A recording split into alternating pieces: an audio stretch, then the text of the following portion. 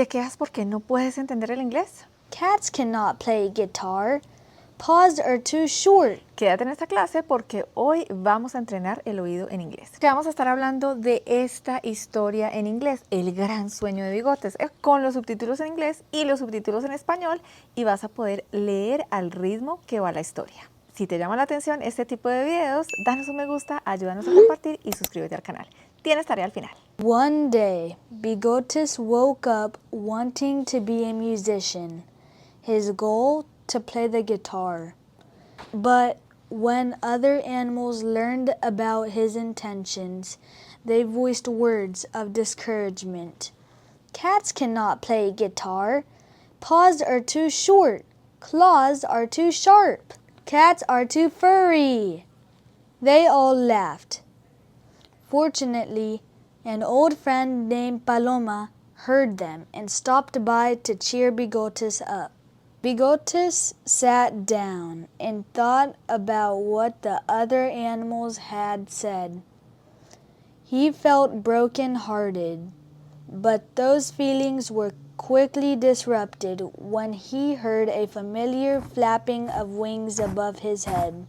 You will always have others telling you what you cannot do, but it is up to you to try and see how far you can get, said Paloma, as she faded away like a mirage.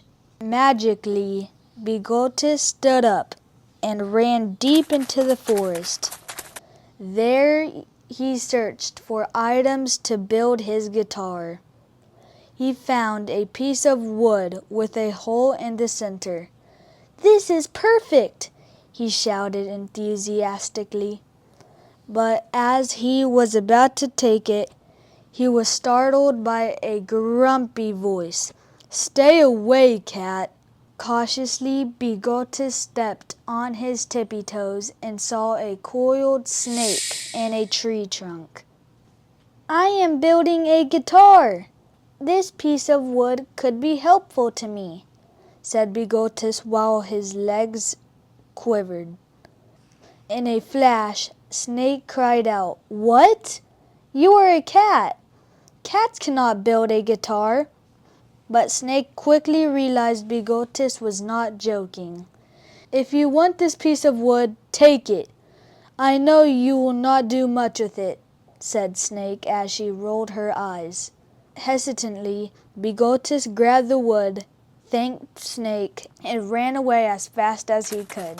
Puffing and blowing, Bigotes made it to his home and excitedly worked on his project.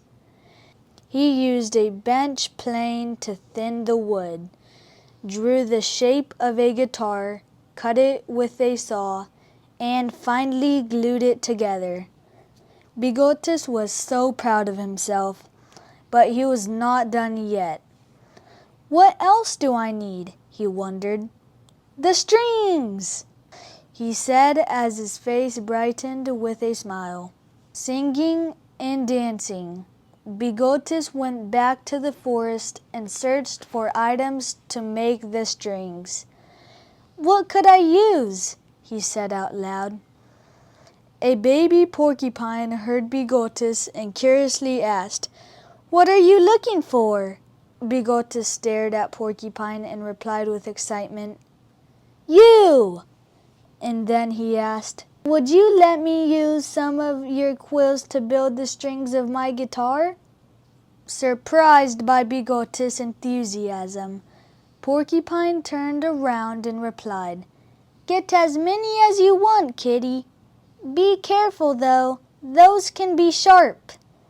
The cat proceeded to pull the first quill, but this caused Porcupine to fart, which made him shoot his quills all over Bigotes' body. "Ouch!" the cat shouted. "I did not mean to do that," said Porcupine, embarrassed and shocked at the scene before his eyes. One by one, Bigotes removed the quills from his body and went home, exhausted and sore. He started to build the strings of his guitar, but the quills were extremely soft, which made them slide off his paws easily. Bigotes wanted to yell. Instead, he put everything on the side and laid his head on the floor with disappointment. Before long, Bigotes began to get some curious and mean visitors. "This cat is too silly. He thinks he can be a musician," they all said. Finally, Bigotes could not take it anymore, and he got tearful. This time, he thought he could not finish his project. By good luck, Paloma noticed his behavior and stopped by to cheer him up once again. "Bigotes, what happened to your enthusiasm?" asked Paloma. The cat was in no mood to talk, but with a great effort, he said, "I made a fool of myself." Astonished, Paloma wondered, "What makes you think of that?" Bigotes coldly replied, "I cannot put these quills together. I give up." In a twinkling, Paloma told Bigotes she had a great idea that would brighten his mood. "Hang in there. I think I know what to do. I'll be right back." Paloma came back with threads on her beak. "Look, now you can tie the quills," she said. Like lightning, the cat took the threads and worked on the strings. Soon after, Bigotes tilted his head back and shouted, "I have a guitar!" jumping all over the place. Bigotes ran towards Paloma and hugged her while saying, "Thank you so much for believing in me." Bright-eyed and bushy-tailed, Bigotes took his guitar and began to play it. Amazingly, his music caught so much attention that many animals walked towards the sound. As the curious animals arrived, they were astonished to realize Bigotes was the musician. Surprised and embarrassed, the animals looked at one another. Some said, "This cat made a guitar."